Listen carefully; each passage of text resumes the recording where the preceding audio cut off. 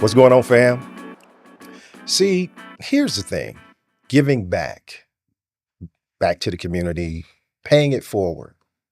We're going to talk about that today. We're going to take a look from a biblical perspective and also from a secular perspective.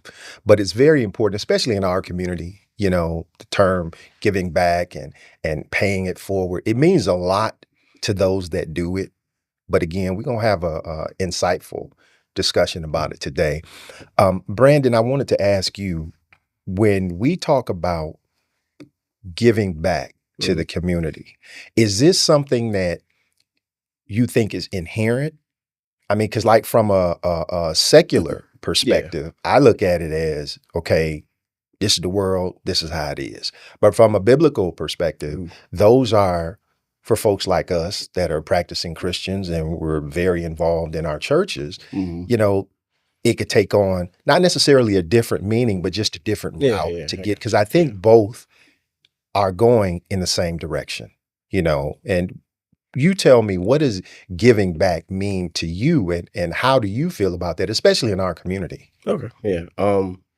Just from my perspective, I think, speaking personally for myself, I think we have sort of a duty to give back, being as, like you said, we're practicing Christians, we're heavily involved in our church. I think if we see ourselves, speaking amongst us as leaders in the church, we kind of do have a duty to give back, to serve our church, right? And it's not just attending, nothing wrong with just attending the church, but I feel like those that establish themselves to be leaders in their church community or, whatever you are, you have to give back because you got to pull up somebody, you have to help somebody in need and so on and so forth. So I think it's depending on, who you see yourself as and what you are in life. There's going to be some pull to give back. And I feel like if you're not going to be in those positions that you are kind of seeing yourself as leadership or you want to take on a greater meaning, then maybe there won't be the biggest pull to give back. But I think where we stand, we do have a duty ourselves to give back. Okay, let me get on that. You said we have to give back. We have a duty. Because when I think about, giving back, especially from a biblical perspective, because I didn't grow up in church. So, my sense of giving back and paying it forward came from the secular side, But one scripture that, I like, and I know y'all have heard about, is Acts 20, verse 35, where it says, Paul stated, "In everything I did, I showed you that by this kind of hard work, we must help the weak, remembering the words the Lord Jesus himself said, it is more blessed to give than to receive." Yeah. So with that being said, What's up, think Carl? about how people are giving back and paying it forward. Because, I mean, to be perfectly honest, I don't see it a lot.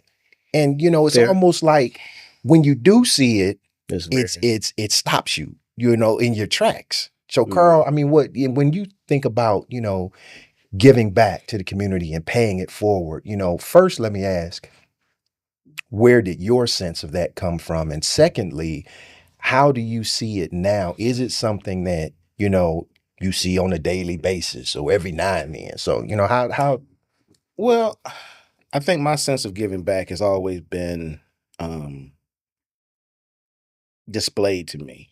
So I was raised in church. So I never thought about serving in church as giving back. I just thought it was something that you do. Now, obviously, as I grew up from a child into, teenager into an adult, it's like, oh, okay, I get it. It is part of our mandate. It's in the scriptures. We're supposed to do this.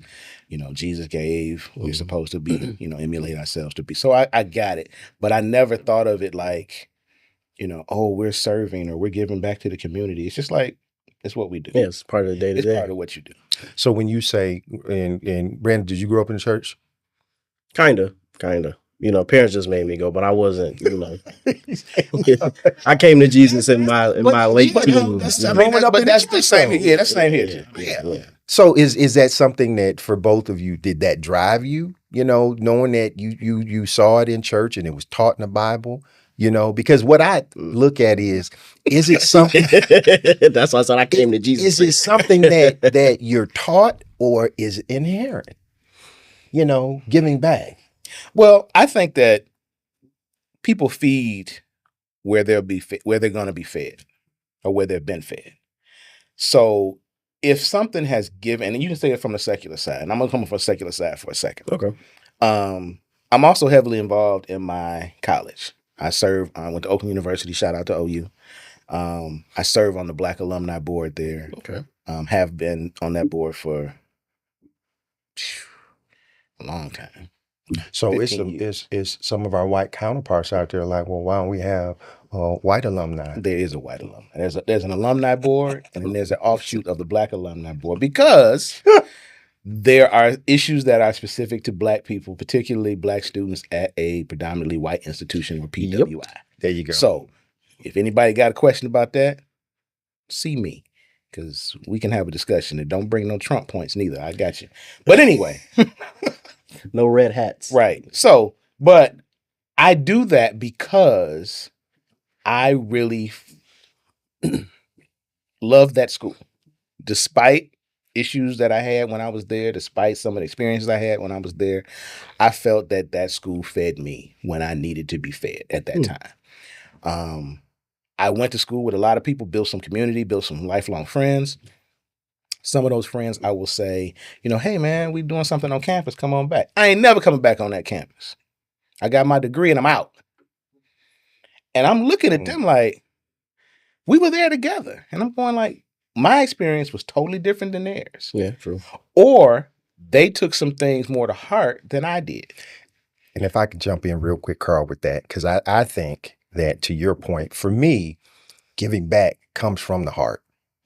It's not, I wasn't taught, granted, I saw it at home, Carl, to your point. And my mom, God rest her soul, she was so giving, that's what you saw. So it was a part of my life, and I've always felt that, when you give, it shouldn't be reciprocal. You shouldn't give back to somebody or pay it forward expecting something in return. However, the Bible tells us it's more blessed to give than to receive. And a lot of times we look at that as, well, I'm gonna get blessed if I go ahead and help. So to me, you have ulterior motives when you're doing it that way. But a lot of people look at it, they'll say the same situation what you just said. My mom was so giving, my grandmother, my father, whoever, and they may have given of themselves, passed away, and have nothing to show for it. So they turned into like, oh, well, I'm not doing that. I'm not making that mistake. I'm keeping everything to myself. If somebody needs something, I got mine, you get yours, type of thing.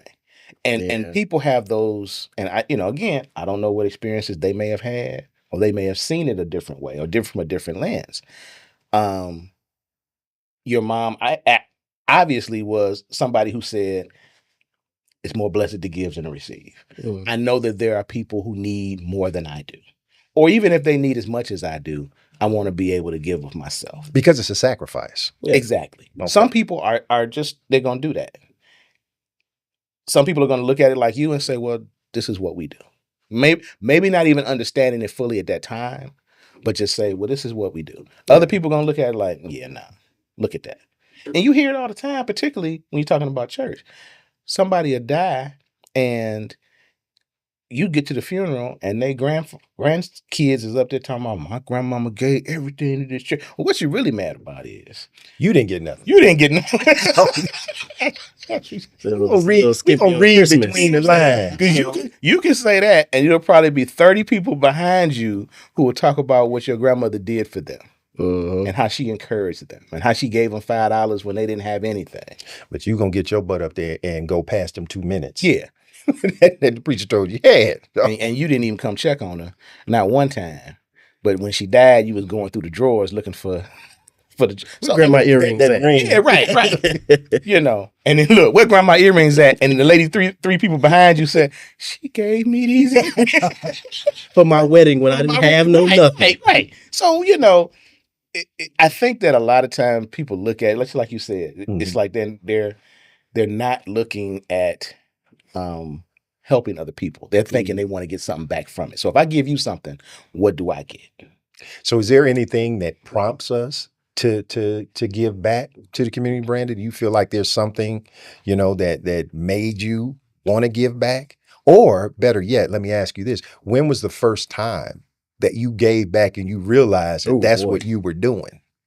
A particular instance. The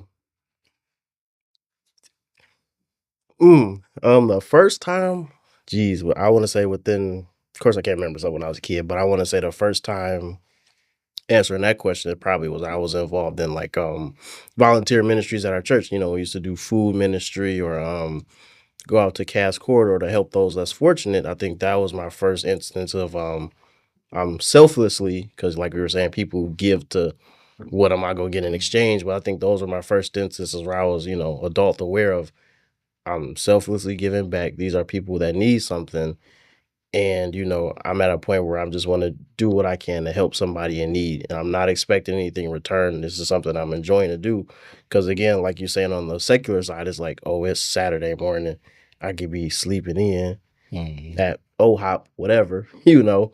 But I'm out here volunteering my time, carrying boxes, helping people out, giving somebody a meal. So I think that was my first instance. And I think to expand on it too, there's a joy you get from doing that, which makes it like it's fun or whatever. You enjoy doing that. And it's like you want to do it again because it's not just you know, you enjoy being around your community, your friends and people, helping people out. But it's also the other side, the person you given, I don't know, a couple bags of potatoes to, they're like, man, I could use this for a week. I'm good for the week. And it's A something couple bag of potatoes. This ain't Russia. Give me a bag of you potatoes. know what I'm you know what I'm getting at. It's just, you know, helping fill somebody's fridge or pantry up. There's a joy you get out of that, and you get some fulfillment out of that, where it's not necessarily I'm getting paid to do this, but you gain something on the inside. And you mentioned joy, because that's one of the things when we talk about giving back from a biblical perspective, you know, we're taught to be obedient to God's word.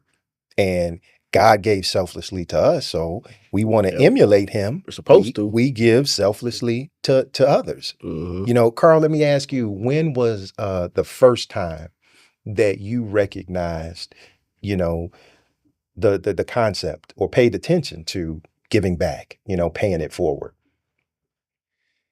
I can't really think of a particular time. I can think of instances, again, when I was a child. I spent a lot of time with my grandparents, um, particularly my great grandmother and her sister, which was my great great aunt, I guess. They were both in their 60s when I was in kindergarten age. Oh, that was wisdom. Yeah, so they had been around for a minute, and unfortunately, their friends had begun to die. So I went to a whole lot of funerals and family hours and visitations and all that kind of stuff. And it was a lot of we're taking food to the family, you know. That is big, I know, in the Black community. When someone passes, you know, you go take food to the family. And it was kind of, again, not knowing exactly what was happening or why that, you know, what the reason was. Just was happening. But I know when they said so-and-so passed, I knew, okay, well, a couple of days, we're going to take a pound cake over there and we're going to take some chicken or, you know, whatever. And a lot of that was just giving the food and then sometimes just sitting and talking, nothing big. And I think that's one of the things that kind of learn about giving back doesn't necessarily have to be grand gestures. Yeah. It can be, you know, a simple, you know, I'm praying for you, or I'm, you know, here's a little something for you, or what have you. And I think a lot of times people get caught up in, you know, I want to give back, but I want to, because we'll see things on TV, you know, somebody gave $100,000 to whatever, and you're like, well, I don't have that, so I don't know. It doesn't really take all of that. And that's the thing too that I wanted to touch on, the ways that we can give back. You know, we talk about volunteering, talk about donating things. One interesting thing that I picked up on is talked about voting in my research, and the way that you give back in voting, local elections, because that's where it counts. You know, and it's fine. Everybody go out and vote for president and all this other stuff. But fam, y'all need to be voting for city council, state reps, governors, mayors. Exactly. Because that's where it counts. And then we all are familiar with, you know, random acts of kindness. That's one that that got me I remember one time I was at a store, grocery shopping, and got to checkout line. Didn't have a lot of stuff, maybe about $40-50 worth of stuff, whatever. And white lady in front of me had left. So I get up there, the cashier was like, lady right there, just pay for your stuff. Wow. Right. And when stuff like that hits me, I start thinking, okay, well now, My turn. I got to do it for somebody. Right. You That's know, not a change. and that to me, that's part of the joy of giving back, because lady didn't know me from Adam. Plus the fact I was surprised that she turned around and, it's a brother, white lady. See, and that was nice. Yeah. So, and most people that I've talked to that have had that experience, they do the same thing. Yeah.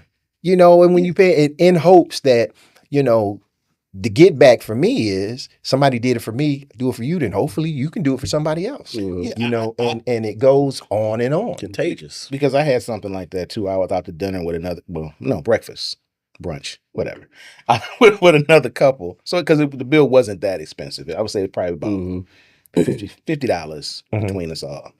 And we got ready to pay the bill, and they were like, "Oh, somebody's already taking care of your bill." Yeah. And we was like, "What? Oh, wow. Thank you so much." Because we didn't even know who it was, but what we did was the waitress got like a $40 tip. Yep. So nice. we were able to pay. We was like, oh, the money we were going to spend on that, we just left it for her tip. So she was able to get, blessed on that exchange. So it's not even necessarily doing exactly what was done to you or whatever, but it does give you an opportunity to do something, to say. And you're right. It doesn't have to be the same things. I think people really get caught up in, how do I give back? Or what do I do? Or what's going to make the biggest impact? You really don't know what's going to make the impact on any particular person. Yeah. And from a biblical perspective, I thought about one in terms of love thy neighbor. That's one where that could be in different forms. You could be doing something for your neighbor, literally, or the next person, and I think the generosity is one. I know about a couple of times in old church I used to go to, right before we started, with the giving portion, pastor would always say, God loves a cheerful giver. And never really thought about it because it was said so much. And then one day it hit me, God doesn't want you to do anything reluctantly. If you do it, it should be from your heart. It should be sincere. It should be authentic, and I say to myself, well, who the hell out here is giving with a frown on their face? Hey, let me go ahead and It also says in the Bible about giving and doing unto others to be seen. Ooh, okay. Yeah, so a lot of that happens. So you giving, you want everybody knowing, because I'm not a biblical scholar, but I believe Paul spoke that too. Don't get out there and be giving just so you can see, people can see you give in secret. Yeah. Don't let the right hand know what the left hand is doing. So so that your giving may be in secret. There you go. Secret. Preach that. Hidden. Not on broadcast. And so you don't, and not to say that, people that do give want that attention. Sometimes they do. But you do. You can tell. Yeah. You can tell the ones that do. You got the viral video of, the random guy, like this homeless man. We about to give him $200, and then you about to. And you take what's your name? Right. What's your name? And you have a lot of that online. A lot of, you got whole social media channels dedicated to, giving to people and, and giving haircuts to homeless and, the whole time you don't want to be on camera, Yeah, but you like, I'm getting this free haircut and $300. What choice do I have? And then it's like, tell me your sob story. Tell me why you out here. They gonna love this. His house burnt down and he lost the dogs. Yeah. And I'm like, unless you are getting these people back on their feet, no, I don't really, I don't. Some people give to make themselves feel better, and some people give to feel good. I think you're supposed to give to feel good. If you're giving to make yourself feel better. Give me an example of that, Carl. Okay. There's say Forgotten Harvest. There's a local food pantry here deal. in Forgotten Harvest. And they'll take in a lot of food. I've volunteered there a couple times, and some of the food is like, I know they had a big event after the auto show. So a lot of the food that was served at these auto show banquets and so forth came back to Forgotten Harvest. It was packed up and sent to people for that day. So it was like ready-made meals. And I mean, some of the stuff was like beef Wellington and roasted asparagus with hollandaise and all this kind of, like good asparagus. So, but we're in a warehouse packing these things up. There are no cameras there. There's nothing, and it's like you pack it up, put it in a box, you put it in a truck, they get it out to people right then. People get it. I don't see the people. I don't do anything. But I know somebody in need is going to get that. That made me feel good. If I see somebody on the side of the road and they just look terrible, and I see the car in front of me, reach out and give them $1 or something, I say, I'm going to give them $1 too. Yeah. Here you go. Now, I don't know how that's going to impact them, but it just made me feel better. So had the person in front of you not given, you think you would have? And I'm not saying me. But in that example, I would say the person who gave second, probably not. Probably not. Because and everybody, I'm not going to say everybody. Let me stop that there. A lot of people will see people and then turn away. Because they want to feel, and that too makes you feel better. I don't see it. Yeah. You know what I'm saying? It's like, if you want to feel good, you would want to, here, take this. But from a secular standpoint, people will, I think, hide behind, well, I don't know what they're going to do with this money that I give them. Yeah. They might have a job, they might have a car, they might have this, they might have that. And for me, one important lesson that I learned from my mother, I remember years ago, she had a coworker that was down on her luck. And I was out of the house at this point, but my mom opened up the door, let her come stay with her. And she told my mom, she was like, I can't pay you that much. I can give you, maybe a couple $100 or whatever, till I get back on my mother was like, okay, cool. 1 month turned into 2 months, 2 months turned into 3 months. Next thing you know, 6, 7 months. Finally, lady leaves. And I was talking to my mother and I said, well, did she, give you? She was like, no. I said, but she said she was going. She said, look, I did it because that's what I was supposed to do. She said, I can't be concerned about what she's doing. I did it from my heart. Exactly. And when my mother told me that, I think about that, and that's one of the things that kind of drives me. I remember one time I was driving down the street, and I don't know if this has ever happened to y'all, but I stopped at a light and I saw this guy at the corner of my eye, disheveled, walking down, I think it was 12 Mile, walking down the street. And I think I had like $7, $8 in my pocket. I don't even know why. I just pulled over in front of the driveway and, ran down and look, man, that's all I got. Here you go. And again, afterwards, of course, that was God, that was the Holy Spirit speaking to me. But, it was something that, it made me feel good. But at the same time, I'm saying I just did it instinctively and didn't even have a second thought about it. So it made you feel good. Yeah. That's what I'm saying. That's a make you feel good. Had your mother taken that lady in and a month or two down the road, she said, check this out. You got to get out of here now. What you would have said was taking her in made her feel better. It didn't make her feel good. It made her feel better because that feeling wore off. You know what I'm saying? And that's the thing. A lot of times people will do things to make them feel better because they're not really invested. Yeah. And you have to be. You got to be invested in giving back. And it's just something, like you said, it's something that has to be in you. And I don't care what. And again, even in church, you're going to feed what feeds you. Yeah. And a lot of times people will change churches, like church hop, basically. Because they got church hurt. Right. Well, and they're looking to be, you hear people, this is a one of them Christian thing, I'm not being fed at this church, so I'm going somewhere. Well, what are you looking for? Yeah, when Because the last 9 time times you out of opened 10, it's that going to book? happen at the next church too. It's gonna happen, right? I'm Because still just searching. yeah, but what are you? And that's the thing, it's a I'm question searching. like, what are you looking for? And everything is not going to be. And I believe this. There's no perfect church because if there is one, as soon as you get there, it's not perfect anymore. Amen.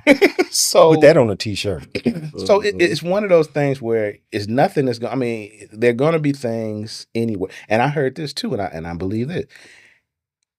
Sometimes we're in institutions and places because we're supposed to be the change agent. So if it's not going the way you want it to, if there's certain churches that are not as giving, so to speak, that you would think, Mhm. and you really have that on your heart, maybe you're the one that's supposed to say, we need to be more giving. Maybe you're the one that's supposed to be the one to prompt that. Yep. Start that street ministry. Start that, clothing drive or whatever it may be, food pantry, whatever it is, because you're right. Some people may not have that mindset, but Yeah. once they start getting into it, Be the voice of reason to change. yeah. So saying that, then do you guys feel like it has to be a passion, to give back?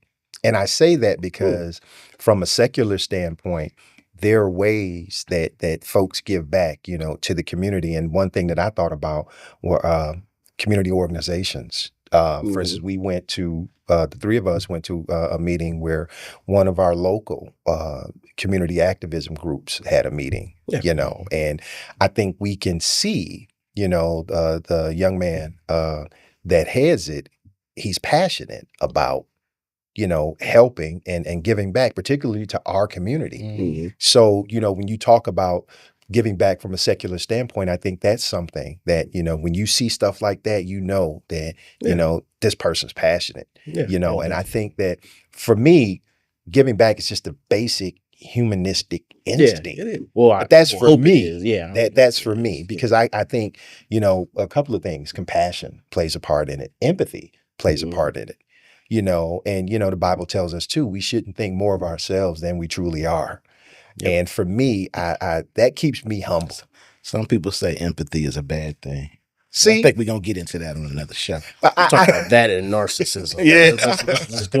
Another time. Right. But I think that, it's something that can be taught, and we've all experienced giving back and that feeling, that euphoric feeling, and you go, oh, okay, yeah.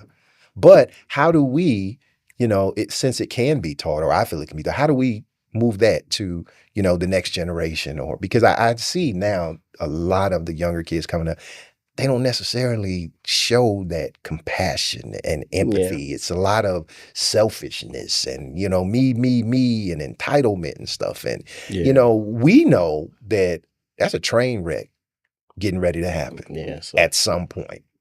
So, is it a duty for us to teach the younger generation how to give back, how to pay it, forward? I think it is. And like you said, I think when you're talking about the younger generation that doesn't have it, I think sometimes there's cases where you just aren't taught that too.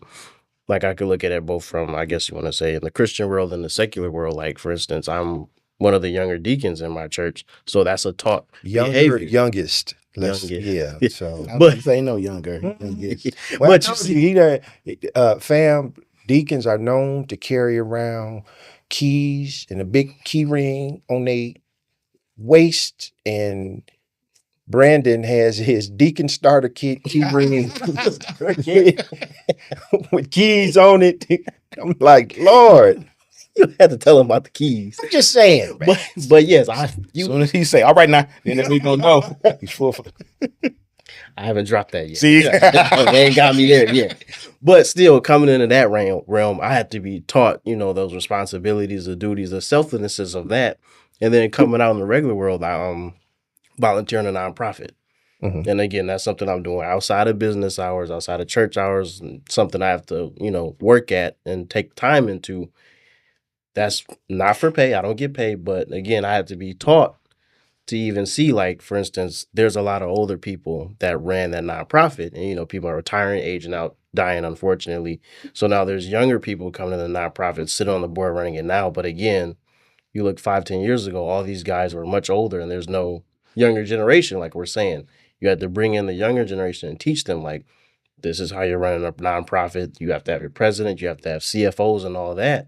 And again, 5 years ago, I didn't care. I was a member of said nonprofit, but I just went to go to meetings. So I'm gonna ask Eugene's question. Do you feel passionate about that, or is Which it just one? something? Either one. Yeah, both of them. And again, You that's, better say about church. yeah, 'cause, yeah. But to get into that too is, and that can get a little dicey too, because again, when I mentioned this is something I do when I could just be having free time. I feel like if you don't care or have that passion about what you're doing, it's not going to drive you to say, oh, I have to go, for my nonprofit, do a board meeting right after work. But you can still do both. I mean, have your free time and, allot time to do these other things. But I forgot, Brandon, you're all about working hard. Yeah, my schedule, I don't have. So I have to be passionate. Well, and see, I want to, when people say passionate, a lot of people think of a certain level. They think that it's like all encompassing. Yeah. Yeah, and it doesn't necessarily have to be that. Yeah, no. It can just be like, this is something, like you said, this is in me. It's something I want to do. Yeah. And I do it. And I don't want people to think that because somebody is absolutely sold out and dedicated their lives to a particular thing, that they're the ones that's passionate and everybody else is just kind of like, eh. So there are things that, even my wife will always say, you're so passionate about X, Y, Z. I'm passionate about, and it's really, for me, a lot of times it's not passion. I'll give you an example. I'm not a Michael Jordan fan at all. Not too many folks in the D are. So people will say something about Michael Jordan, and I will go, and I'll start going. And she's like, you're so passionate. Yeah, you're like, oh, he's the greatest thing. It's like he never missed a basket. He's never done anything wrong. He's never, and I'm going like, missed. Yeah, I mean, no, he's never missed. You're down by 5 with 0.6 seconds left. He makes a 5-pointer and gets fouled, makes the foul shot, I've and seen they win it. I've seen it. I was there. He levitates from the free throw line and behind the back, and I'm like, no, I'm old enough to actually have seen him in person. So if you're talking to me and you 30 and under, you might want to shut up, because I've seen him in person play basketball. And, Be normal. Right. And the games that I saw, he did not win because he played the Detroit Pistons. But anyway, I think that a lot of stuff, a lot of stuff that I say that she said, well, you're passionate about it. Nah, I'm just, because I'm really not passionate about it. I'm not going to sit around all day talking about Michael Jordan, but I will sit around all day and talk about education, talk about community. I can do that all day, and I can do it calmly, and I can do it rationally for the most part, depending on who I'm talking to. Yeah. But those are things I'm passionate about, and those are things I will put my time and my efforts and my, even my finances into certain aspects. So I don't want people to kind of confuse what passion is. Yeah, right. Because I think too that giving back can be, it's been proven, driven by, social injustices and things like that. Think about the Black Lives Matter movement. That's a movement that, did get younger folks, up and running. Unfortunately, it's not steamrolling like it used to, but that's because of other variables. I think that the general idea of how it came together was it was phenomenal, because it came out of nowhere, and it built up. The same goes for Colin Kaepernick and his situation. I mean, what Colin Kaepernick did will have, reverberations in the Black community as well as the community as a whole forever. And you see the passion in that. Passionate about it. This man gave up his career, and now he's got a foundation that's helping. They're doing stuff like paying for people's lawyers, things of that nature. So, that's passion. And he didn't seek anything in return, because he gave up how many millions and millions of dollars to. Well, he got a nice chunk of change. But he gave up the NFL salary. Right. So the idea behind him doing what he did, it was a movement. And the one thing that I heard a former broadcaster, he since passed on, Joe Madison on Sirius XM. And one thing he would always say is the difference between a moment and a movement is sacrifice. and you think about, people that are giving back and paying it forward. They don't care about none of that stuff. They just want to, in for lack of a better word and use the cliche, they want to make the world a better place. Exactly. And unfortunately, in the climate that we live in now, yeah. Well, that's what I was going to say when you said Black Lives Matter and even Colin Kaepernick. A lot of people got caught up in the moment. And Black Lives Matter, you knew both of those things. You knew that they were important when white folks start attacking them. Mm-hmm. If black people are doing anything, and this is just, I mean, it is what it is. If black people are doing anything that is of significance, it's going to be attacked by white folks. And then white folks are going to start, and let me get this clear, the white supremacist power structure. Because I don't want white people to start thinking, like, you talking about? I didn't do nothing. No, you're right. I didn't do nothing. I was with you. No, the white supremacist power structure. So I'm shorting that to white folks just for the context of this conversation. But those things they're going to find, they're going to attack it, and then they're going to find peripheral black folks to attack it as well. Toms. Dang. Coons. Jinx. Toms and coons. We know who Coons and Toms. Right. To, be a part of that. Well, it's that. And as soon as you see those things happening, I'm part of a movement rather than a moment. The issue comes in is when those people don't have passion. If you're just jumping in because it's the thing to do, and you start getting discouraged, then you just were in it. You were just trying to feel good. Well, excuse me. You were trying to feel better. Yeah. The people who are like still dedicated to those things, they want to feel good. They want to feel good because they are, we know this is going to be a long haul. You look at people from, anything that they talk about, the civil rights movement, the Black Panthers, all of those things were attacked from outside. Yep. The peripheral people fell off because they weren't committed.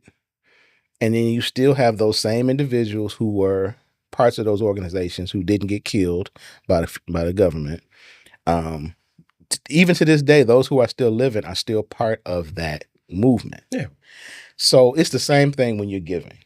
If that's what you do, if you're giving back, that's what you do. It can change forms. It can change, the person was organizing the community cleanups at 25 and 30. If they're 80 right now, they probably not organize community cleanups no more. But they may be teaching other people. Yeah, or they're watching. Right. Yep. They can teach you how to do it. They can show you different ways of, this is what I did, for those who want to listen. And I think you're right, Brandon. It is our obligation to teach those. Yeah, because it will fall by the wayside. Like Absolutely. You say, the younger generation, I feel like there's a lot of complaints about it, but at the same time, that past generation before it got the same complaints, and then a couple people decide to teach them, you do X, Y, and Z, and it has to pass the baton forward. And what we got to be careful of, too, is when we do pass it forward, if they don't do it exactly like we did it, don't try to say, well, that's not the way it's done. Yeah, no, because we have to move forward. Yes. I'm going to give you the basics of this. And if you say, well, I'm not going to use that part, we're going to do it like this. Mm-hmm. Okay. I want to see how that works. Yeah. Because it may work better than me. I mean, obviously, back in the 70s, you went door to door, knocked on everybody's door. Hey, we doing this. You doing this. Mm-hmm. Now, text, send an email, text. Yeah, you had that Facebook. one guy. We can't send no emails. What's that? Old folks know how to send emails. Trust me. They know how to. They get a little confused sometimes, but they texting now and everything else. Yeah, but I want them to stop hollering at their phones and having them on speaker in a public arena and letting everybody hear their conversation. But that's hey, serious. Let me ask. I feel like when you talk about people that are passionate and they're in a movement, I feel like these are special people in the sense that they can foreshadow. They see what's down the road as opposed to just the worker bees. So they have a vision of what they want their movement to turn into. And I think it takes that type of individual to be at the forefront of Agreed. a movement, because you have to be able to explain your vision to other people, and folks will buy into it or they won't. But in terms of the Black Lives Matter movement, Carl, I think that's a very, interesting point, because one of the reasons why it's starting to fall off is because they've infiltrated. Oh, absolutely. They've done the things and that's a blueprint. And I don't know why people haven't picked up on that. It's a blueprint. It has happened. It happened to King. It happened to Malcolm X. It happened to Medgar Evers. Anybody that was prominent in our community that made a push towards change. That's what they did. That's the blueprint. Oh, absolutely. And it hasn't changed. And because it hasn't changed, again, I'm saying you should realize this. If I'm creating a movement, then I'm looking out for that. And I got people around me that are looking out for that. But that's when you should know, and I think the dedicated people know that. That's when you know you're onto something. Mm-hmm. If nobody's coming, if nobody's paying attention to you, if there's no attack against what you're doing, it's not important. And people can say, on a grassroots individual level, everybody always talk about their haters. Make your haters your elevators and your motivators and all that kind of stuff. Well, everybody got haters, Carl. Everybody ain't got no haters. I ain't got no haters. You never heard of they? Yeah, but see, here's the thing about them. Here's the thing about that. If you really got haters, you're under attack. And like you said, them and they, and I can't stand these posts. People get their little GED certificate and they said I could never do it. Wait. Was they? So you telling me you never had a teacher in the 3rd grade that said you could never be? She said be nothing. You're Exactly. never gonna be nothing. Said you was gonna be at the they liquor said store. I was gonna be in jail by That the happened to time I was everybody. 12 and all this kind of stuff. And it's like, if you gotta invent people That really happened. they really happen. That's what I hear. So I don't know. Miss Johnson just wanted you to sit down and stop dancing. And now you done made Miss Johnson your hater. Now you 30. Gonna be nothing. Now you 32 with your associate's degree. Talking about and you you did. say you did it despite what Miss Johnson said to you in the 3rd grade. It's like, but if you got to do that, but people that are really about something and movements and even individuals who are really trying to give back, once people start attacking you, you can say, oh yeah, I'm on to something. I'm on to something. And prayerfully, you recognize it and you take the appropriate steps, because my man, the local leader of I'm hoping that he has something in place to watch out for stuff like that, because his movement is growing. He does. I'm sure he does. And I know that he gets a lot of haters as well, and has been. I think it starts off as critics. I think early in the organization's formation, it was a lot of critics. Now I believe it's a lot of haters, and it can turn into more than that. Government infiltration and so forth. But I think that he's smart enough to know that. And like you said, put pieces in place to kind of, encapsulate himself, and then know that, okay, once this happens, then this happens. Because it is the blueprint. It happens. Yeah. History repeating itself over and over again. And fam, the group that we're talking about, New Era Detroit, shout out to them. And we're trying to get Zeke, the leader, to come on the show. So anybody know him, hey, have him reach out to us. For sure. Brandon, let me ask you, in terms of giving back, do you feel like it's something that is stagnant now, or is it on the uprise? Has it started to decline? Where are you at in that?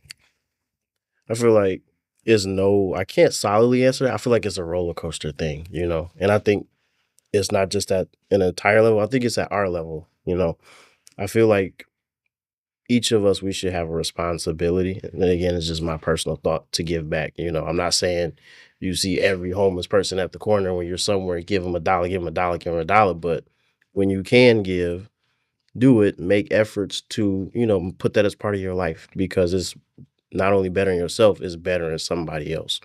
I'm glad you said roller coaster, because what I thought about was that time of the year where everybody just seems to want to give, and Christmas time. Christmas time? Yes, between Thanksgiving and Christmas, and part of that is because you want to get that tax deduction, but the other part is because you want to feel good, and so then January rolls around and you back to being stingy, and people and Santa Claus not here no more. And people have co-opted, Christmas is a time for giving. Like, is it? Is that what it's about? I mean, that's why is it just Christmas? Should be 365. It should be. That's that roller coaster thing I'm talking about. I mean, if you're a Christian is not. I mean, Christmas is not about giving. What? Giving. What are you talking about, Carl? I mean, you've co-opted that, like, oh, we got the birth of Christ. He gave to us, and now we give gifts. And the three wise men. Well, the three wise men didn't show up till it was like March, April. I think it was. They don't know that part. They just know they came bearing gifts. I mean, and then they tell Jordans, and then you got people that Jesus wasn't born in December. Okay, well, yeah, we know that, but whatever, come on. But I think that again, that's to feel better. When you're giving at Christmas time, you're feeling better.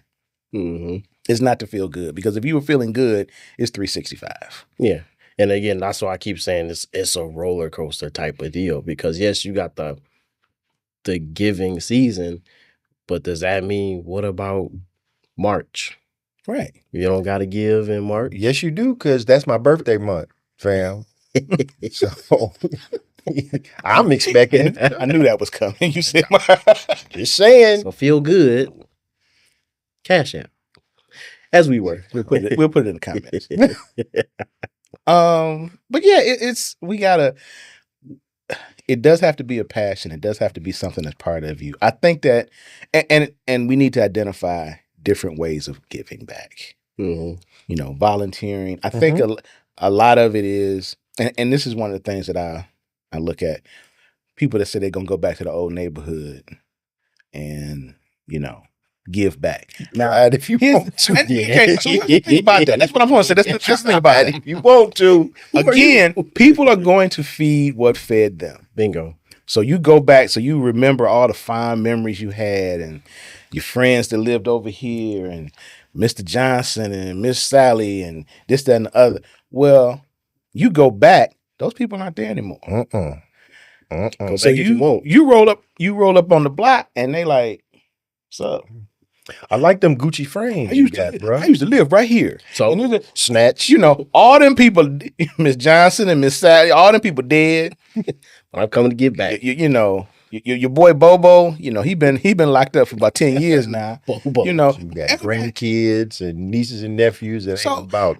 Because I think about that. Jack. I think about going back to the old, like, okay. If you're from Detroit, you understand.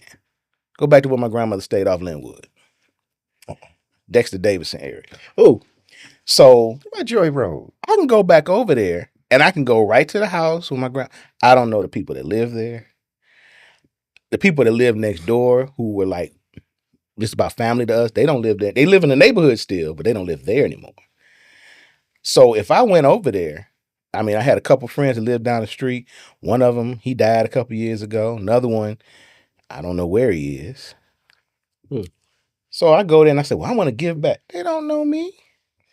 Look at you crazy. So I think it's safe to say that when you have to be wise enough to understand the environment and or the situation.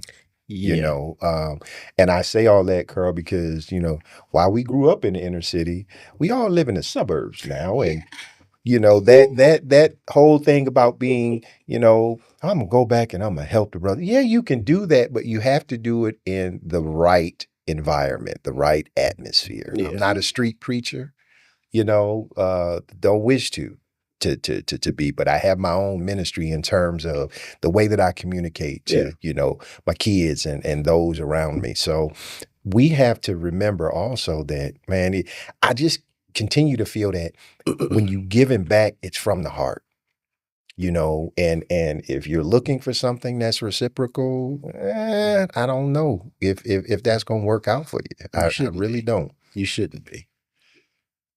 And then we talk about one of the things, I think there's a correlation from the biblical perspective as well as the secular perspective, because you're going to the same conclusion. Yeah. Giving back, Mhm. And I think a lot of times, we can get comfortable, and we didn't talk about the whole crabs in a barrel mentality. And to me, that stretches across all ethnic groups. Yep. You get out the hood, I made it. You don't want to give it. I did it myself. Then let them do it Good themselves. luck. Yeah.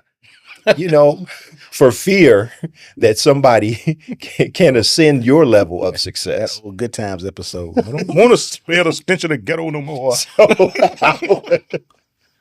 I just think that we can do better. We really can. I think that, in addition to me feeling like, you got to give and it's from the heart, Mm-hmm. again, that feeling that you get when you help somebody. Yeah.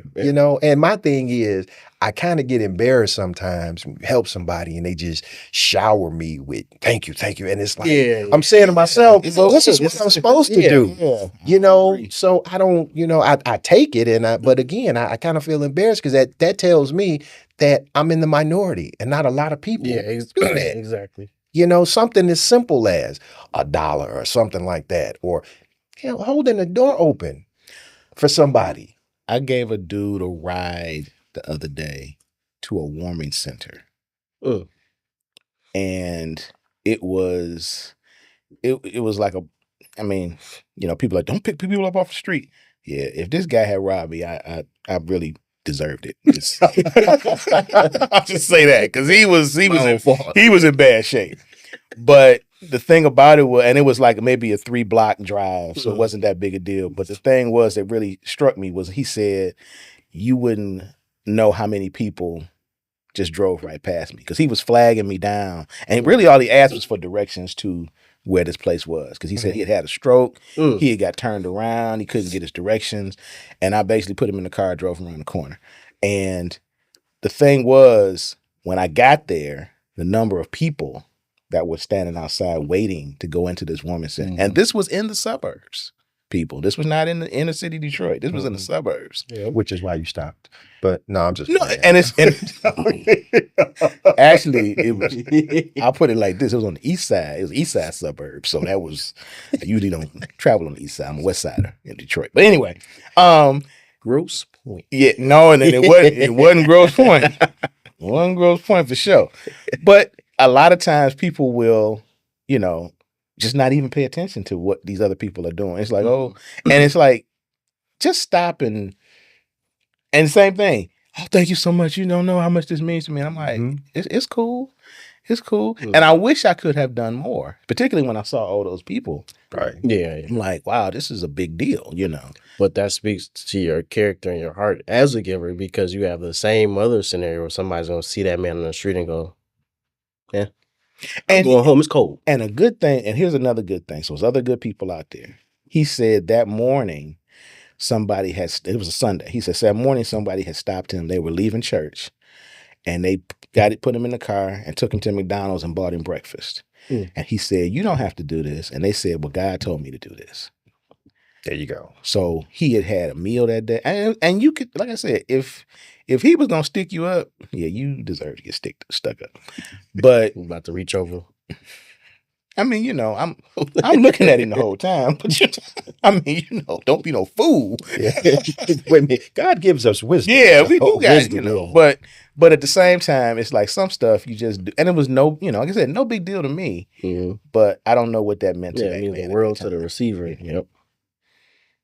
Good deal. Good deal. I think, just to wrap it up, that we've had, our share of giving, and not to say that we're perfect because we're not, it's been some selfish things in our lives, but when it comes to giving back, to our community, paying it forward, I think, we are on the right track. Ultimately we would like to see, it done more. So fam, whether you're coming from a biblical background or a secular background, when it comes to giving back, we hope that you guys are doing it, from the heart, not expecting anything in return other than that positive feeling of joy and just making somebody's day. For me, at the end of the day, giving back and paying it forward, man, it's like breathing. We all have the capacity to do it. So why not? True. You know, fam. So, until next time, remember to stay prayerful, stay positive, stay patient, stay peaceful. See you guys.